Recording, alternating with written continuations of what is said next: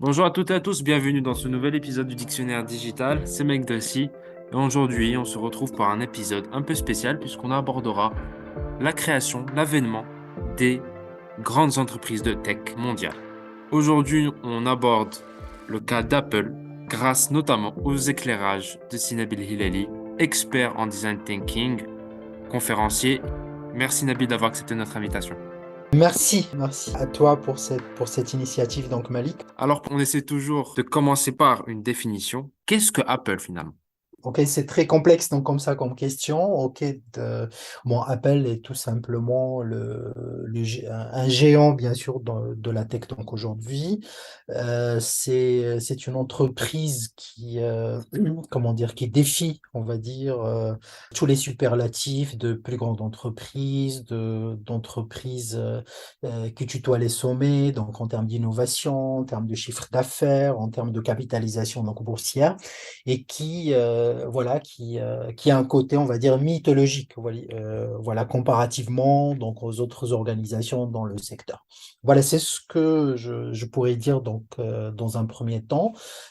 C'est aussi donc une entreprise qui nous vient d'un garage, ok. Donc le premier Mac a été conçu voilà dans un garage avec du bois et beaucoup plus tard, on va dire des décennies donc plus tard, donc nous avons aujourd'hui donc une entreprise qui pèse très très très lourd, hein, on va dire dans l'écosystème de la technologie dans le monde entier.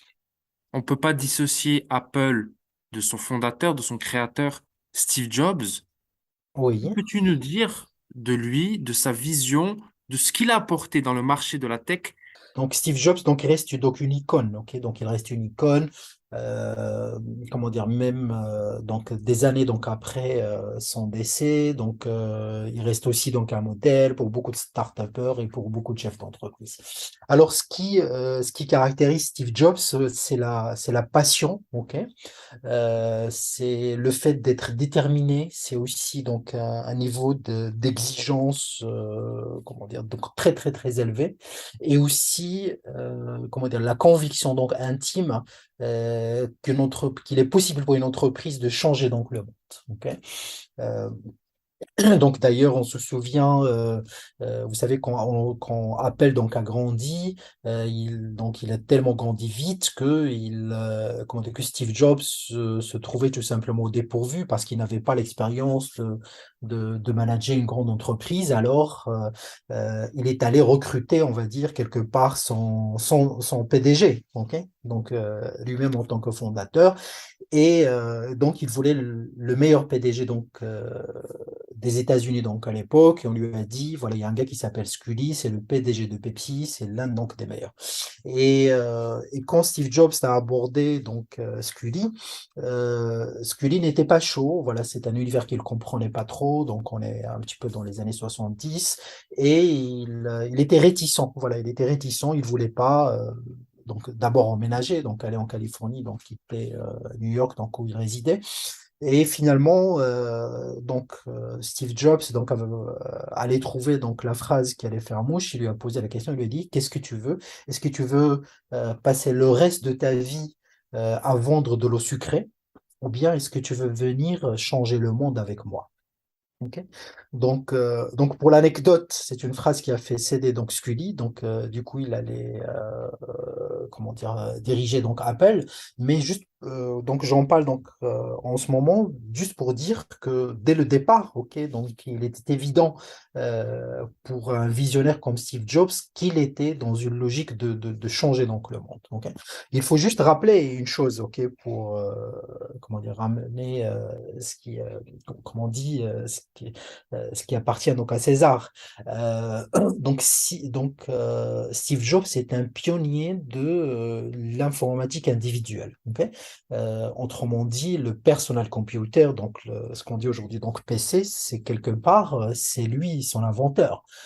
Pourquoi? Parce que euh, comment dire, donc à son époque, bien sûr, donc l'ordinateur existait, mais c'était un objet, comment dire, cantonné aux grandes entreprises. Si vous n'étiez pas une entreprise, il n'était pas possible pour vous d'acquérir un ordinateur, sachant que l'ordinateur de l'époque, c'est pour avoir 50 gigas, il fallait une salle de 30, 40 mètres carrés pour y loger 50 gigas. Donc il y avait donc HP, Monsieur Hewlett, Monsieur Packard, donc HP. Il y avait IBM, ok, ce sont les deux plus grandes entreprises de l'époque, mais leur marché, c'était l'entreprise. Donc Steve Jobs, un petit peu donc rêveur, avec Steve Wozniak, faut le rappeler, donc c'est un duo donc d'entrepreneurs. Eh bien, ils ont commencé à rêver, à se dire, tiens, pourquoi est-ce que moi, en tant qu'individu, je ne peux pas disposer d'un ordinateur? Vous voyez, donc c'est ça le point donc de départ. Et Steve Wozniak, qui travaillait donc à mi-temps chez HP, comment dire, ramener, on va dire, des idées d'ingénierie donc à Steve Jobs. Et c'est comme ça que finalement, ils vont rassembler les pièces, ok, donc pour avoir donc un premier prototype, ok. Ils vont comment dire, rassembler donc les pièces d'électronique et ils vont comment dire concevoir ce premier ordinateur où Apple est gravé dans le bois, ok, tout, on va dire donc c'était des composants électroniques englobés dans une comment dire dans un clavier de dactylographie qu'on branche donc à une télévision. C'est le premier donc prototype donc d'Apple. Donc leur idée au départ c'était ça, c'était rendre quelque part démocratiser l'accès donc à l'informatique donc à l'ordinateur. Ok.